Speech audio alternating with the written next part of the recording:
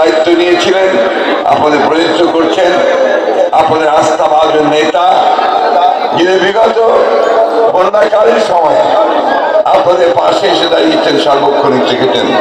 আমাদের সেই প্রিয় নেতা যারা রফিকুল ইসলাম মজনু মঞ্চে উপবিষ্ট আছেন, কেন্দ্রীয় বিশিষ্ট নেতৃবৃন্দ, ফেনী জেলার নেতৃবৃন্দ, সাগরনাইয়া নেতৃবৃন্দ, প্রিয় ভাই ও বোনেরা, আসসালামু আলাইকুম। সময় একেবারেই নেই। আমার কিছুটা দুর্ভাগ্য, আমাকে যখন বক্তৃতার সুযোগ দেওয়া হয়, কথা বলার সুযোগ দেওয়া হয়, তখন আর সময় থাকে না।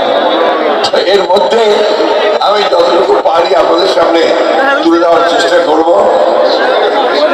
প্রিয় বন্ধুগণ এবং মা বোনেরা,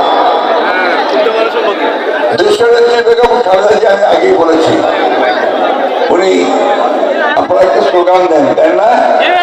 ফেনীর মেয়ে নেত্রী, জনপদের আলোচনা, তাই না? এটা শুধু আপনাদের কথা না, এটা আমাদের সারা বাংলাদেশের গণতান্ত্রিক মানুষের কথা।